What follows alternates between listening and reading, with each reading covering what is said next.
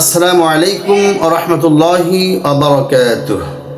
মুহররম মাসের 10 তারিখ অর্থাৎ আশুরা রোজা কয়টি রাখতে হবে এ বিষয়ে সহিহ মুসলিমের 1911 নম্বর হাদিসে আল্লাহ রাসূল ইরশাদ করেন, নবীজি সাল্লাল্লাহু আলাইহি ওয়াসাল্লাম যখন মক্কা থেকে হিজরত করে মদিনায় গেলেন তখন সেখানে দেখতে পেলেন মদিনার ইহুদিরা এই দিনে অর্থাৎ আশুরার দিনে রোজা রাখে। তাদেরকে জিজ্ঞাসা করা হলো, কী ব্যাপার, তোমরা এই দিনে রোজা রাখো কেন? তারা প্রতি উত্তরে বললেন, হাজা ইয়াউমুন আযীমুন, এটা তো সেই মহান দিন যে দিন নাজ্জাল্লাহু সুবহানাহু ওয়া তাআলা মূসা ওয়া কওমুহু ওয়া গররাকা ফিরআউনা ওয়া কওমুহু। এই দিনে আল্লাহ সুবহানাহু ওয়া তাআলা মূসা পয়গম্বর এবং তার বাহিনীদেরকে আল্লাহ সুবহানাহু ওয়া তাআলা ফিরআউনের নির্যাতন থেকে মুক্তি দিয়েছিলেন।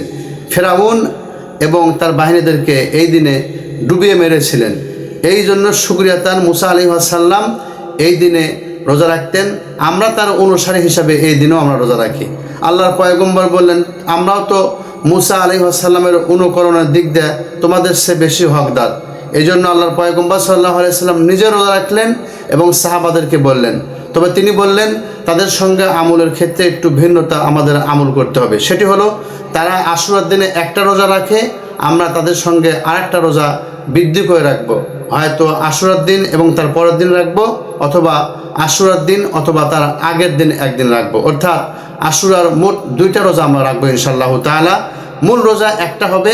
আর ইহুদিদের বিপরীত আমল করার জন্য আমাদের অতিরিক্ত আশুরার আগে অথবা পরে আরেকটা রোজা রাখতে হবে। আল্লাহ সকলকে আমল করার তৌফিক দান করুন।